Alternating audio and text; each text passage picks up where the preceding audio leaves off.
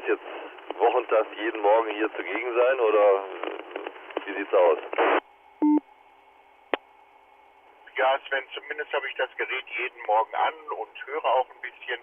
Ich spreche nicht immer, manchmal höre ich auch ein bisschen Radio, Musik oder was weiß ich auch immer oder mache auch gar nichts und gucke auf die Straße.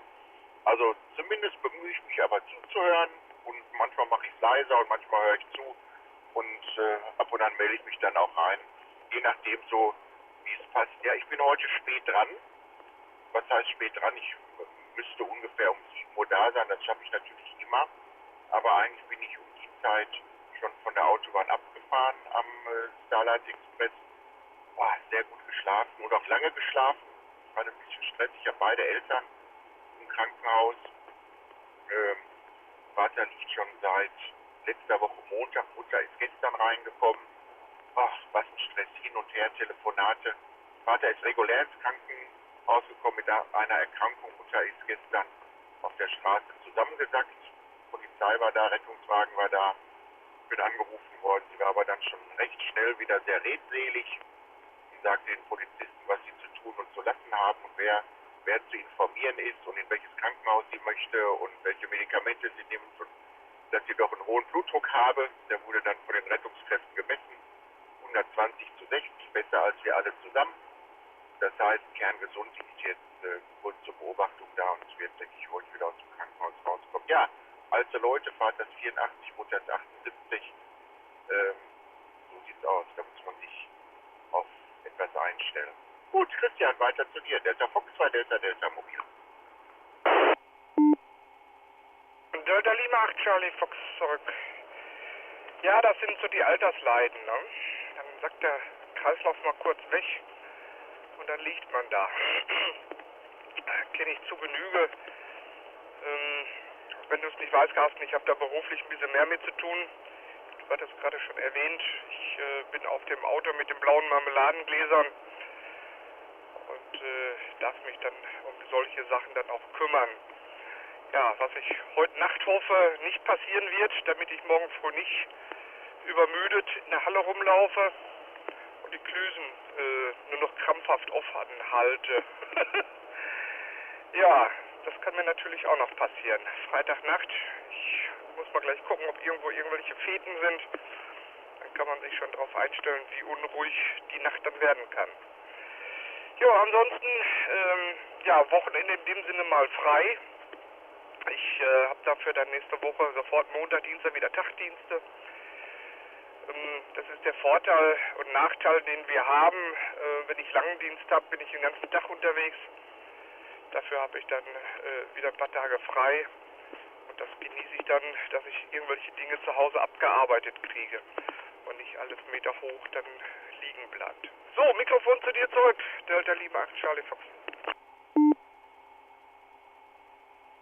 Ja, wunderbar. Das ist doch klasse, Christian, dass du einer von denen bist, die Leben retten. Ja, das ist in dem Alter, man muss sich auf was einstellen.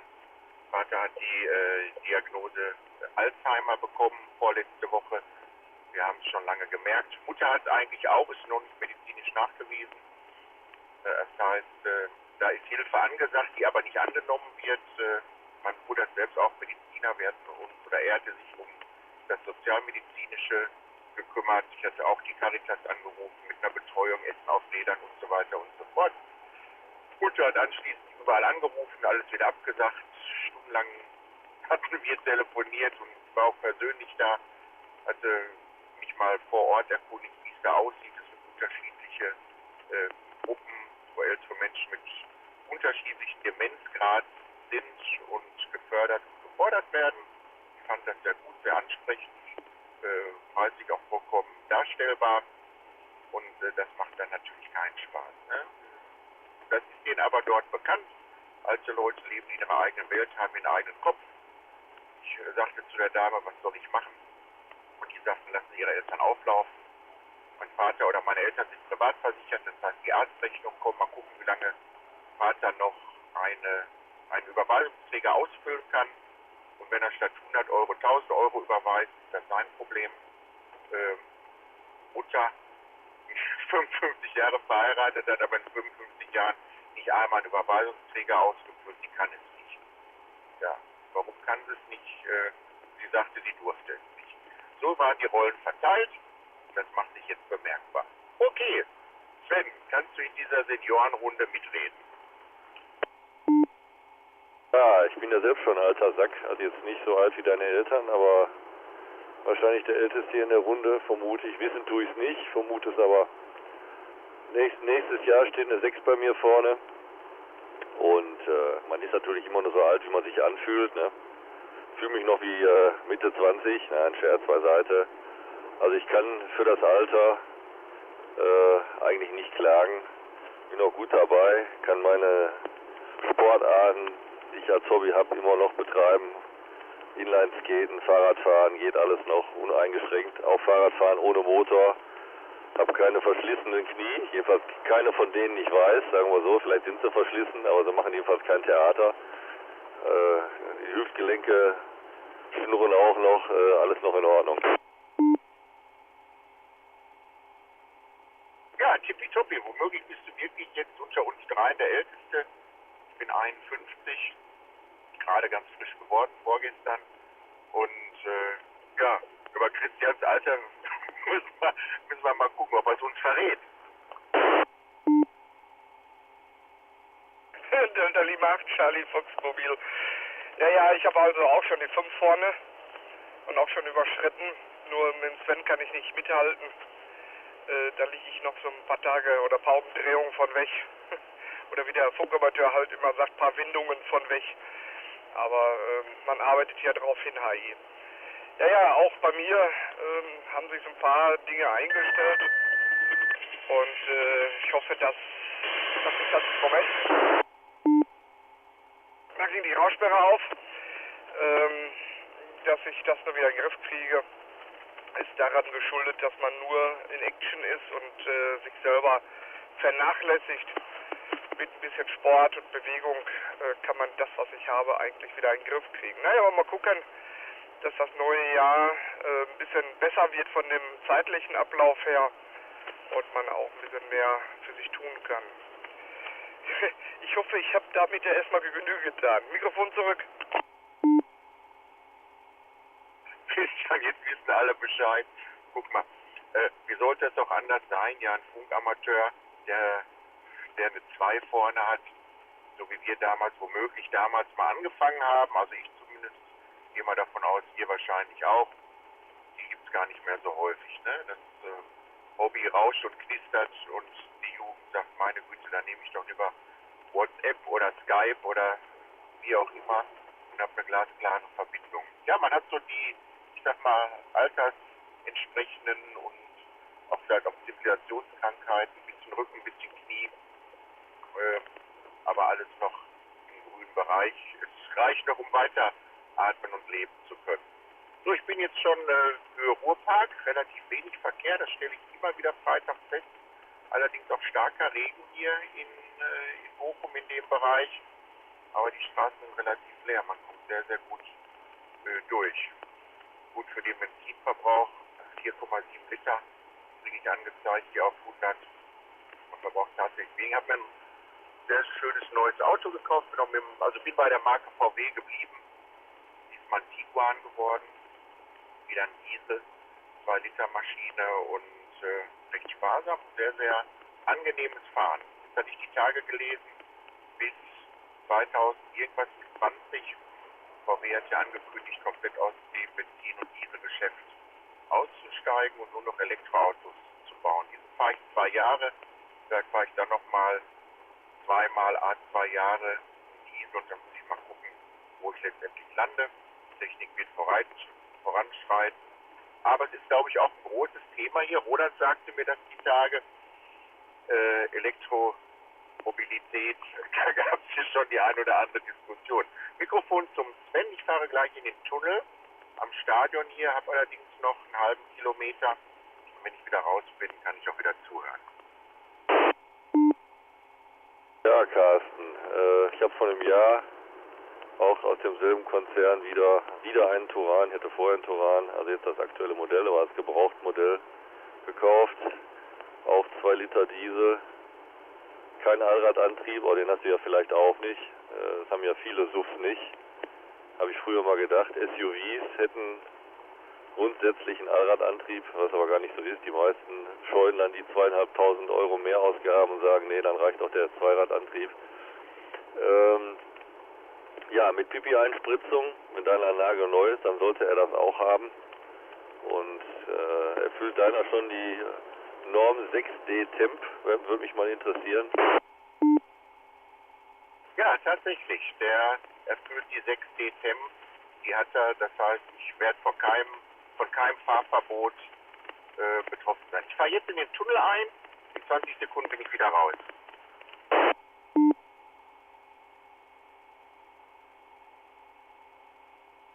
Ja, Christian, jetzt sind wir jetzt erstmal los, ne? Der muss erstmal durchtunneln. Und ja, 6 habe ich auch, Euro 6, aber nicht 6D Temp, das habe ich noch nicht. Aber Pipi-Einspritzung habe ich auch.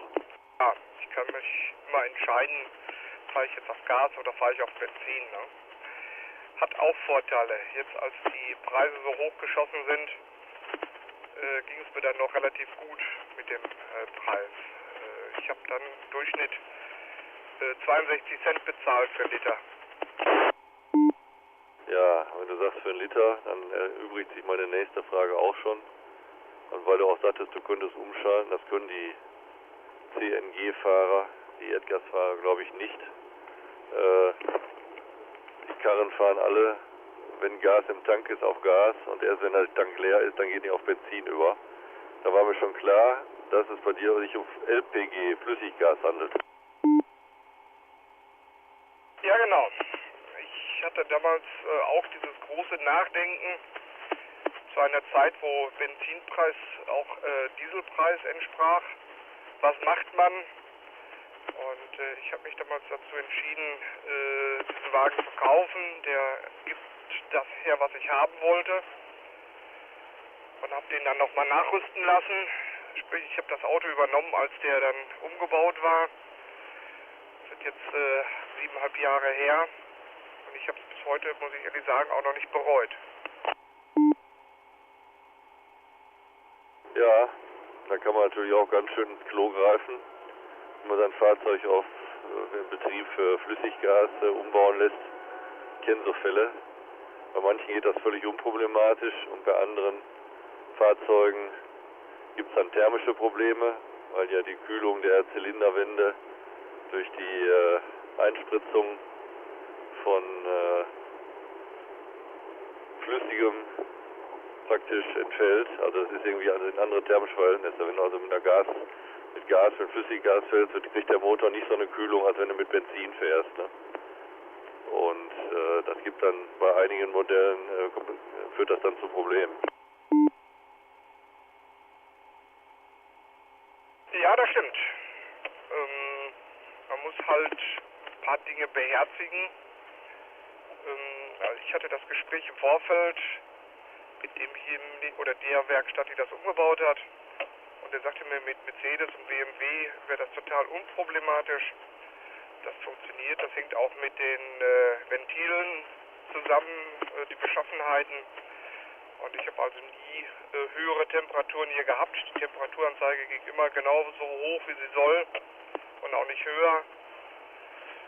Ja, folgedessen muss ich sagen, die Kilometer, die ich jetzt hier schon runtergerutscht habe, das ist völlig okay. Man spart dann doch eine ganze Menge Geld. Und wenn ich weiß, dass ich mein Häuschen dahinter hänge, das sind 1300 Kilo, dann fahre ich nicht auf Gas, dann fahre ich generell auf Benzin. Und somit überfordere ich den Motor nicht. Das wollte ich gerade sagen. Es gibt ja durchaus Hersteller, die sogar ab Werk Fahrzeuge, die für Flüssiggas geeignet sind. Ich glaube, Dacia gehört, fällt mir jetzt gerade so ein, aber es gibt, glaube ich, auch noch andere. Kannst du kaufen und da steht dann auch drin, wenn du auf Gas fährst, zum Beispiel darfst du nicht Vollgas über die Autobahn brezeln. Und das ist natürlich auch ein atypischer Belastungsfall für so einen Motor, wenn du da dein Schneckenhaus auf Rädern dahinter hast, ne? Dann muss der ja auch schwer ackern, dann würde ich es auch nicht machen. So, ich beherzige mich, ich muss ehrlich sagen, so großartig, habe ich auch keinen Stress jetzt mit dieser Umrüstung gehabt. Am Anfang musste der Motor sich jetzt dran gewöhnen, die Steuerung, weil ja alles elektronisch ist. Aber das funktionierte dann irgendwann alles einwandfrei und muss ehrlich sagen, dafür, dass das Auto so schwer ist, ich habe da keinen großen Unterschied zwischen Benzin und Gas an Verbrauch. Das ist für mich völlig akzeptabel. Ich will den auch noch nicht wegtun. Trotzdem er ja schon richtig Kilometer auf dem Tacho hat. Ja, da war der Carsten noch mal zwischen. Dazwischen? Schön. So, machen wir mal. Ich fahre auf den Parkplatz. Bin da. Ja, guck mal, dann haben wir den Wagen von der gleichen Marke. Ich hatte also es ist auch ein 2 Liter, ich habe die 240 PS Maschine. Die ganz große, wunderschönes Auto. Muss ich sagen, fährt sich gut, super ausgestattet auch. Und ja, mit diesem Active Info, diesem ganzen Klimbim und kriege ja jede WhatsApp vorgelesen. Sehr, sehr schön. Gut, ich parke hier gerade rückwärts ein. Hab übrigens Area View, wenn wir das was sagen. 4 Kameras, ist schon witzig. Okay, so, startet gut in den Tag, ins Wochenende und vielleicht sieht man sich morgen auf dem Flohmarkt. Bis denn, tschüss, alles Gute. Delta Fox 2, Delta, Delta Mobil. Tschüss, Carsten. Tschüss, Carsten. Ja, ich habe ein Shirt an, da steht das Rufzeichen drauf. Vielleicht schaffst du es, dass wir uns dann sehen. Delta Lima 8 Charlie Fox. Ich könnte noch einen Tipp geben. Um 11 Uhr ist großes Treffen, da wollte ich auch hinkommen. Beim Markus am Stand. Jetzt habe ich das Rufzeichen wieder nicht parat, aber der hört bestimmt schon zu und wird das jetzt hier einwerfen.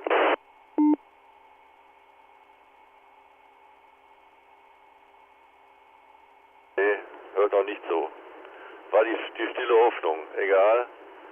Jedenfalls beim Stand, ich weiß nicht, wie der heißt, da von diesen, da sind ja so Verbände verschiedene. Da hat ist er an einem Stand vertreten und da wollen alle möglichen Leute, die morgens hier auf dem Relais sind, um 11 Uhr vorbeischauen. Ja, muss ich mal gucken, ob ich das hinkriege. Also ich werde morgen früh nach dem QRL sofort durchstarten. 9 Uhr werde ich wohl nicht so ganz schaffen. Also ich so kurz nach 9 dann auch dort bin. Und ja, es wird sich wohl ein bisschen drubbeln. Wenn ich alle Gespräche führen wollte, ich glaube, dann brauche ich zwischen den Rängen gar nicht mehr durchgehen. Ja, ich brauche das eine oder andere halt noch. Deshalb werde ich auch noch ein bisschen suchen, denn dann bekommt man das ja doch ein bisschen günstiger, als wenn man sich das schicken lässt. Bei mir ist es eigentlich nur, um Leute zu treffen. Ich habe überhaupt keinen Bedarf. Ich bin ja schon 3-4 Mal auf so einem Flohmarkt kurz davor gewesen, zu sagen, jo, jetzt decke ich mich ein für Digitaltechnik, Funktechnik, etwas, ein Gerätchen. Aber ja, ich wäre immer noch unsicher, was ich denn nehmen soll. Ja, ob DMR oder von ICOM-Net Standard oder von Jesus, ja, und da wüsste ich überhaupt nicht, was ich machen sollte, ne? Da fängt schon los und ich habe vor allen Dingen keine Zeit, ne? Ich wüsste genau, ich kaufe das, dann liegt das nur in der Ecke rum, das ist einfach zu schade. Mit der Digitaltechnik muss man sich ein bisschen auseinandersetzen, aber wenn man es dann einmal verstanden hat, dann geht das gut. Ja, ich habe 2 Möglichkeiten, einmal DSA und einmal DMR. Ja, siehst du. Und so richtig weiß ich auch nicht, wo du am meisten Leute erreichen kannst, was am weitesten verbreitet ist. Ja, du kannst jetzt zwischen 2 vergleichen, D-Star und DMR. Was würdest du denn da sagen? Wo ist mehr los? Mehr los, ja. Also ich würde sagen, hier in dem Bereich ist eigentlich mehr DMR zurzeit. D-Star, klar, auch sehr schön, aber eben ja nicht mehr so die Einstiege. Gerade hier in dieser Region, ich muss immer von dieser Region dann halt sprechen, kannst du nicht überall einsteigen und das ist erstmal das größte Problem. Es sei denn, du machst es ja völlig von zu Hause mit Dongle, ja dann geht das wieder los, ja das ist ja kein Funk mehr. Ich habe also auch einen Dongle zu Hause, weil ich sonst auch nicht richtig einsteigen konnte. Mittlerweile habe ich ja auch von Icom den 7100. Da habe ich die Möglichkeit, entweder über Bochum oder Osnabrück einzusteigen. Aber mit dem normalen Handfunkgerät klappt das natürlich nicht. Ja, was ist besser, was ist schlechter? Ich habe mir jetzt ein Handfunkgerät noch gekauft für DMR von Anyton. Die sind nicht ganz so teuer. Und um da reinzuschnuppern, ich denke, das ist akzeptabel. Die Geräte liegen irgendwas um 160 Euro. Damit hätte man erstmal einen Grundstein, um reinzuschnuppern. Und über Dortmund kannst du ja auch einsteigen. Ja, es gibt jetzt schon mittlerweile sehr günstige Einsteigergeräte, ne? Jo, ja, ich werde das einfach noch zuwarten. Das Gute ist ja, dass ich keinen, sag ich mal, keinen Druck dahinter habe. Wenn jetzt auf einem Mal hier alle analogen Relais abgeschaltet würden, dann sähe die Sache natürlich schon anders aus. Da würde ich mich natürlich entscheiden müssen und auch entscheiden, weil ich ja weiter hier meinem Hobby frönen will, noch in der Stunde, die ich zur Arbeit gondel. Und aber so kann man das ja ganz entspannt erstmal sehen. Und ja, solange ich hier Funkbetrieb machen kann, dieses Relais funktioniert ja super von der Haustür bis zur Arbeitsstätte. Quasi ohne Einschränkungen. Ja gut, vorm Recklinghauser Kreuz ist es vielleicht ein bisschen verräuschelt. Im Großen und Ganzen geht es sehr gut und von daher, ja, wird das wohl noch ein bisschen dauern, bis ich mich da irgendwie verändere noch oder was dazu kaufe. Ich habe mir vor, glaube ich, 7 Jahren dieses 2820 gekauft. Seitdem habe ich das hier im Auto. Entweder kann ich DSA machen, dass ich den Einstieg kriege oder halt nicht. Und die andere Geschichte, das ist dann schon mehr eine Urlaubsgeschichte für mich. Das nehme ich dann halt mit, den Dongle im Urlaub und steige dann da eben drüber ein. Weil da weiß man ja auch nicht, wo ein Einstieg ist und. Das mache ich dann über einen LTE-Router, den ich hier habe und das klappt dann auch immer ganz verzüglich. Braucht man keine Antennen bauen, das hat dann auch so ein bisschen was, ja, dass man aus dem Urlaub weiß, woher auch Betrieb machen kann. Ja, das muss man für sich herausfinden, wo einem nachher nach ist.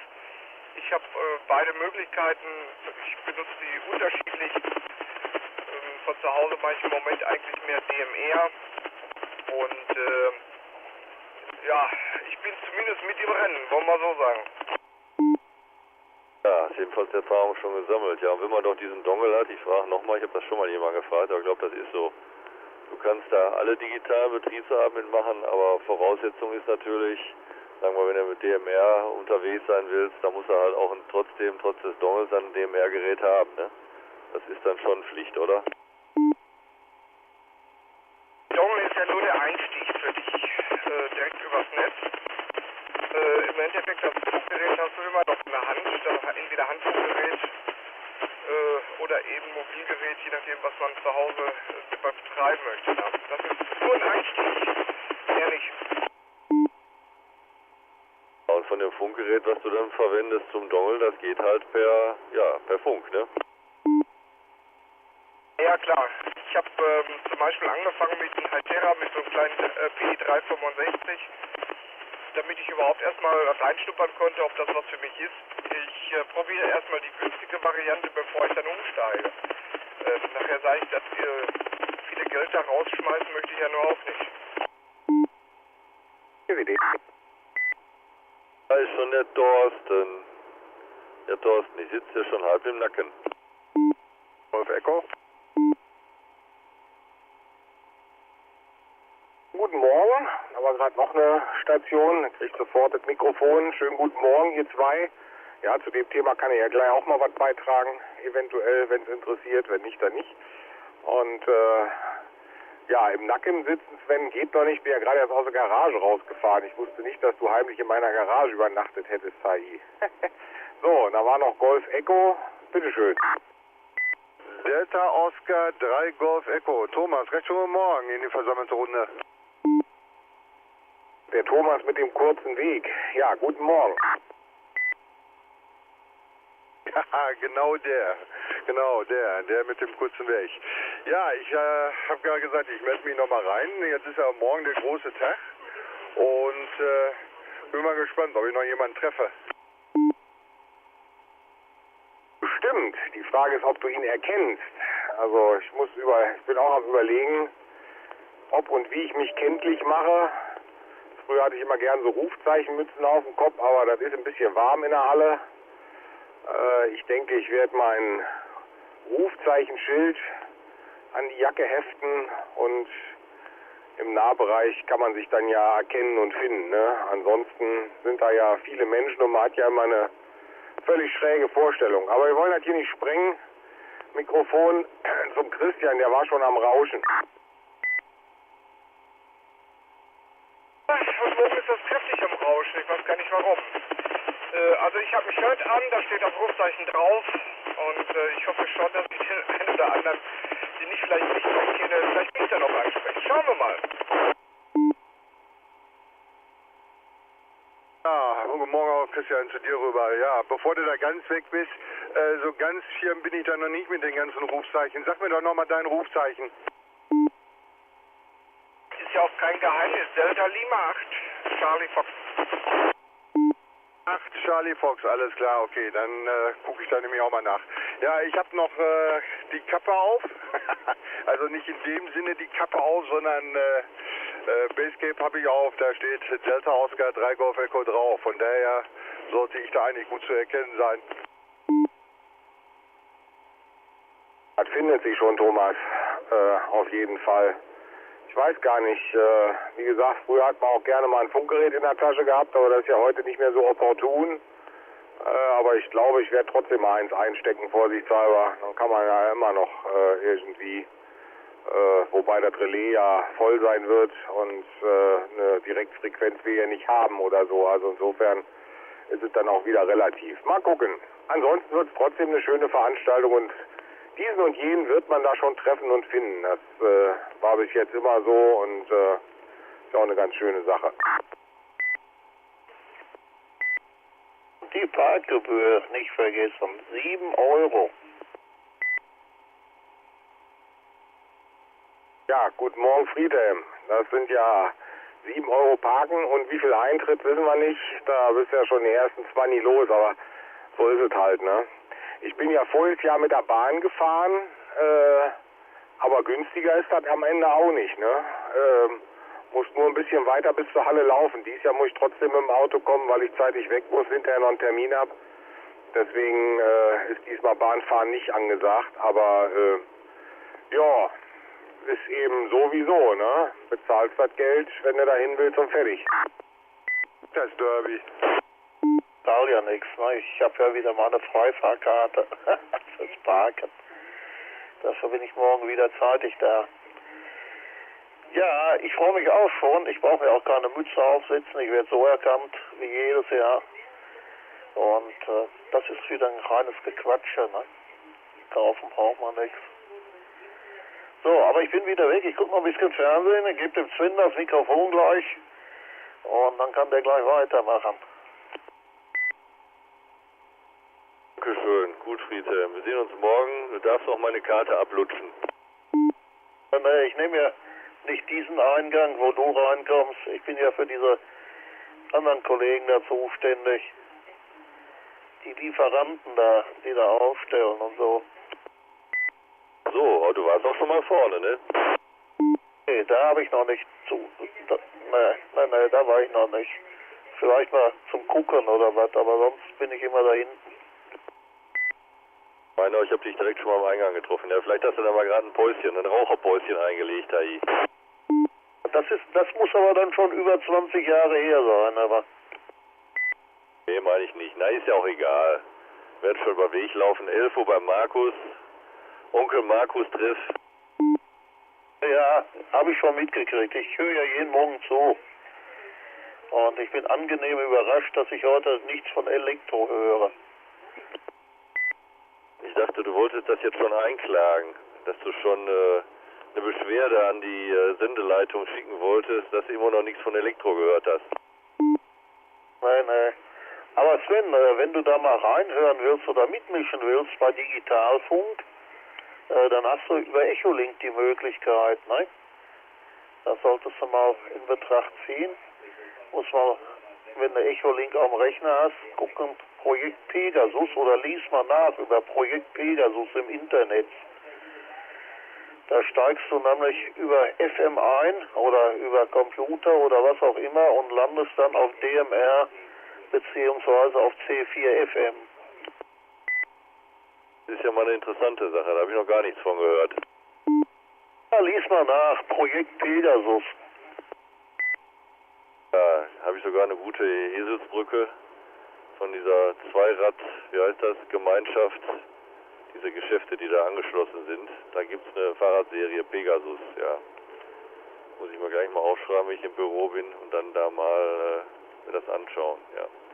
Das wäre ja mal eine feine Sache, da können wir noch mal ein bisschen so, ja, ein Gefühl dafür kriegen, wie viel ist denn da los überhaupt.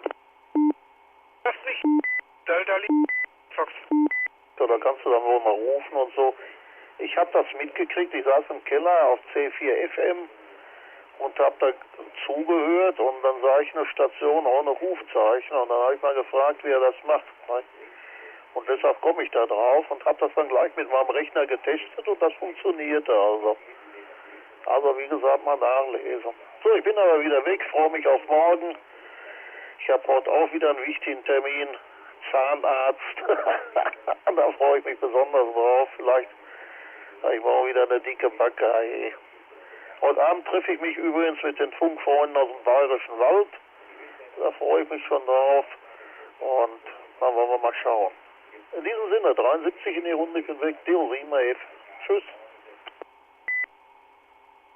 Ja, tschüss Riete. Wahrscheinlich der Herr aus Fichtach. Ich weiß ja jetzt auch schon, wo er wohnt. Ich habe ihn zwar noch nie gesehen, aber ich weiß schon mal, wo er wohnt. So, dann die geballte Ladung zum Treffen. Ja, die reisen diesmal zu dritt an, ne?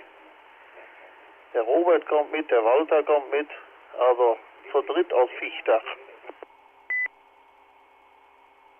Lichtach oder Fichtach? Ich höre, das hört sich immer für mich wie, als wenn das mit Viktor anfängt, oder stimmt das gar nicht? Doch, das ist korrekt. Fichtach. Mit V, mit Viktor.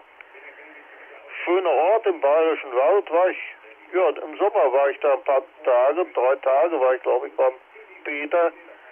Er hat das Wohnmobil vor der Tür gehabt und hat dann beim Peter genächtigt. War schön. Schöne Sache. Gut, wir sehen uns morgen. Sehr schön. Ja, ich habe gar kein Schildchen mit Rufzeichen, aber vielleicht kann man ja so ein provisorisches machen. Mal gucken. Ja, ich brauche keins, mich erkennt man. Okay, bis dann, tschüss. Dann versuche ich nochmal, ob der Thomas noch da ist, aber wahrscheinlich ist er schon weg, ne? Ach ja, ich bin auf der Zielgeraden. Ja, also ich habe noch 150 Meter vor mir, von daher passend zur Gelegenheit, sich rauszumelden. Delta Oscar, 3 Golf Echo. Oder hast du noch was?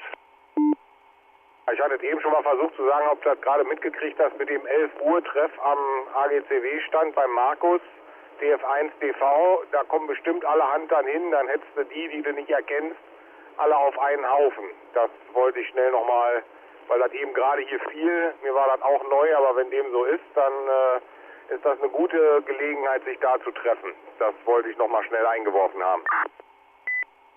11 Uhr AGCW, alles klar, habe ich gebongt. Guck, das ging nämlich eben im Gespräch so halbwegs unter und dann, da das ja so allerhand Leute wussten oder wissen von hier, wirst du dann diesen und jenen da auch treffen können. Alles klar, bis dahin angenehmen Tagesverlauf, Friedhelm, dir auch. Guten Zahnarztbesuch, auf dass die Backe schmal bleibe. Und dann gucken wir mal. Ich bin gerade auf der Lendentalbrücke, Sven, wo bist du? Ja, da bin ich kurz hinter dir. Ich bin jetzt gerade hier abgefahren und starte jetzt Richtung Lendentalbrücke, den Berg runter. Guck an, passt das ja. Ja, ich hab die schon hinter mir gelassen, aber heute Morgen läuft's butterweich. Musste noch nicht mal vom Gas gehen. Ja, Freitag ist auch mal weniger los, ne? Das ist auffallend. So, lasst mich eben raus. Delta Lima 8 Charlie Fox. Alles klar, Christian, vielleicht sehen wir uns dann ja morgen auch um 11 da. Das ist, glaube ich, eine gute Idee, dass man sich da um 11 mal kurz trifft. Ja, ich muss...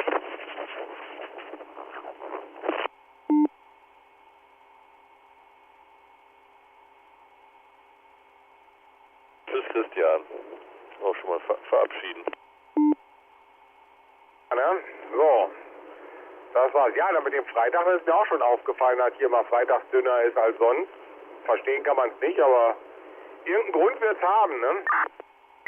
Ja, ich glaube, sehr viele so Außendienstler, die dann die ganze Woche noch unterwegs sind, machen Freitag Office-Tag und dann bleiben die mit dem Popo zu Hause. Sowas irgendwie.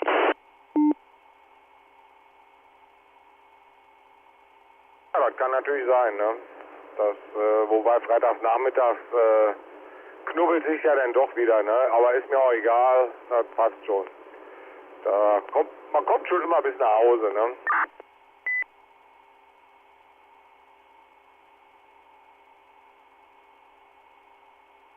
Ja, ansonsten, ja, hast du schon was von diesem Projekt Pegasus gehört, was mir der Friedhelm gerade angeraten hat, mal reinzuhören?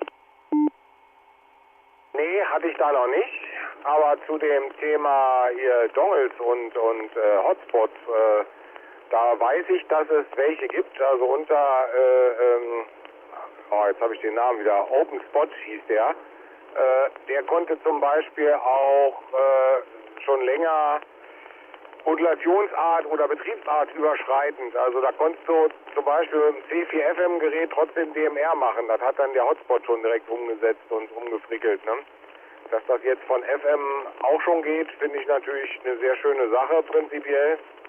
Und so einen Hotspot betreiben, wenn man da, also du hast ja dann dein Handfunkgerät und funkst zu dem Hotspot, das ist natürlich streng genommen nichts anderes als der Betrieb eines Mini-Relais oder Mikrorelais. Der hat ja nur ein paar Milliwatt und als fast unbemannte Station direkt am Internet hängend, ne, und dann ist fertig. Also das ist genauso Amateurfunk wie übers Relaisfunken, ne? Aber für den wahren Funkamateur ist das natürlich kein Amateurfunk, ne? Aber ist egal, ja. Ich habe da auch kein Problem mit. Also ich finde so auch Echolink eine feine Sache. Ja, gestern war ich noch, weil ich jetzt bedingt durch das schlechte Wetter und wenn kein schlechtes Wetter ist, hatte ich andere Sachen zu tun. So gut wie nicht Fahrrad gefahren in den letzten 14 Tagen, außer mal die 4 Kilometer zur Milchtankstelle. Ganz schlecht. Und da habe ich jetzt ein paar Mal am Wochenende, habe ich auch letztes Wochenende auch nicht geschafft, mich zum Schwimmbad meines Vertrauens in Herten, im Copacabana heißt dieses Spaßbad, aber das Schöne an diesem Bad ist, dass man eben auch eine ganz normale, stinknormale 25 Meter Bahn hat, oder Becken mit 25 Meter Bahn und da dann seine Bahn ziehen kann. Da war ich gestern Abend, haben wir wieder 2 Kilometer abgerissen. Ja, wenn schon nicht Fahrrad fahren, dann muss man sich wenigstens sonst wie bewegen. Ja, da trifft einen sehr wunden Punkt bei mir. Wintersport ist bei mir leider nicht so opportun, wie es sein müsste. Ja, kann ich nur zu meiner eigenen Schande sagen. Ich bin da wintersüber, man könnte es fast inaktiv nennen, ne? Aber sind auch gerade jetzt im Dezember ein Termin jagt den anderen. Man ist ja eh schon kaum zu Hause, da wüsste ich gar nicht, wo ich das noch reindrücken sollte, ne? Meine Frau, die macht gerade über den Winter, hat die so ein Kurzzeit-Abo in so einem Fitnessstudio wahrgenommen. Die haben so einen, ja, Vorweihnachtszeit-Aktion, weil da wahrscheinlich leer ist. Und da die ja Schichten arbeitet, macht die das dann so vormittags oder so, ne? Aber wenn ich da jetzt nachmittags um 5 noch ins Fitnessstudio wollte oder um 6, da ist der innere Schweinehund meistens so verdammt kräftig, das kannst du dir gar nicht vorstellen. Den Kampf verliere ich meistens. Ja, so richtig hatte ich Lust gestern auch nicht mehr. Lieber aufs Sofa gelümmelt, aber wenn man dann erstmal im Wasser ist, dann ist das doch schön, ne? Das ist so, da kann man richtig schön entspannen. Man ist so, ich hätte fast gesagt, wie in einer Fruchtblase, ne? HI, mit der Gebärmutter. Schön so im Wasser, komplett. Ich habe ja da mein Gerödel komplett dabei, weil ich normalen Kraulstil nicht schaffe, ne? Flossen dabei, Maske und Schnorchel und dann Kannst du da Bahn um Bahn ziehen und über Gott und die Welt dabei nachdenken. Ist das da zulässig? Ja, die allermeisten Bäder, die haben ja so Sachen im öffentlichen Bereich gar nicht gern im Einsatz, ne? Aber, jo, nett. Ja, wenn, dann war ich mal in Iserlohn. Ich war auch mal einen Winter, ist aber schon ein paar Jahre her, regelmäßig montagsabends in Iserlohn. Da ist dann Warmbadetag. Habe ich, glaube ich, schon mal vor Zeiten erzählt. Kam ich da rein. Ich dachte, guckte, da lagen da lauter Prothesen am Beckenrand. An dem Warmbadetag ist nämlich auch Invalidenschwimmen. Also jedenfalls heißt es, glaube ich, nicht so, aber jedenfalls, da waren lauter Leute mit fehlenden Gliedmaßen und hatten ihre Prothesen dann schön am Beckenrand geparkt und waren da im Wasser am sich bewegen. Das war ein sehr schockierendes Erlebnis, jedenfalls beim ersten Mal. Danach gewöhnt man sich dran.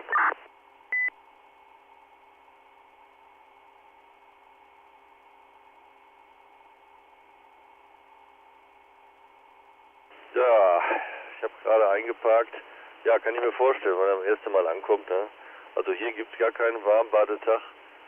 Das ist eigentlich immer so warm, dass man sagen kann, da hüpfst du so rein, da musst du nicht frieren, ne? Selbst nachdem ich habe dann gestern erstmal vorweg geduscht, wie das gehört, und dem Körper einer Reinigung zugeführt und danach erst reingehüpft. Und normal, wenn in anderen Bädern früher, in mich erinnern, wenn du unter der warmen Dusche hervorkamst und dann ins Becken reingegangen bist, dann hast du erstmal eine Runde gezittert, ne? Bis du dich warm geschwommen hast. Aber das ist hier überhaupt nicht so. Und dann haben die auch noch ein Sohlebecken. Das ist natürlich sehr warm. Wenn du dann aus diesem Becken in das 25 Meter Becken gehen würdest, dann würdest du schon zittern, denke ich mal. Aber wenn man die Reihenfolge einhält, erst die Bahn ziehen, dann noch zum Entspannen ins Sohlebecken, dann ist das natürlich gar kein Problem.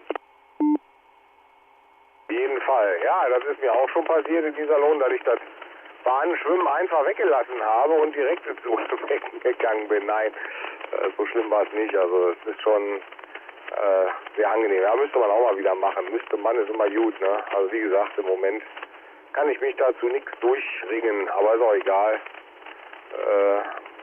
Nächste Frühjahr kommt bestimmt und ich hoffe, dass ich kommende Saison etwas mehr aufs Wasser komme und ja, radeln sowieso und dann passt das Ganze wieder, ne? Schauen wir mal. So, du sagtest, du hast schon eingeparkt. Ich bin hier gerade unten auch kurz vor Parkplatz, aber dann müsstest du ja mit Vollgas an mir vorbeigezogen sein noch quasi. Ja, verstehe ich jetzt auch gar nicht. Du hattest ja gerade gesagt, du bist auf der Lindetalbrücke und da war ich fast drauf. Und ja, vielleicht geht das bei mir schneller, bis hier zum Parkplatz, das vielleicht weiterzufahren. Ich weiß das gar nicht, wenn man unten dann an der Ampel angekommen ist. Ich steig mal aus, mach's gut, wir hören uns nächste Woche. Ah, und wenn wir Glück haben, treffen wir uns morgen um 11 bei Markus am Stand. Alles klar, 73, DL4WD, mobil. So, tschüssi. Da habe ich schon gar nicht mehr dran gedacht, genau. Erst treffen wir uns ja mal morgen und dann können wir uns Montag immer noch sprechen. Mal dann noch können, Hai. Alles klar, bis morgen. Tschüss 73, DL4WD, mobil ist auch raus, bald da.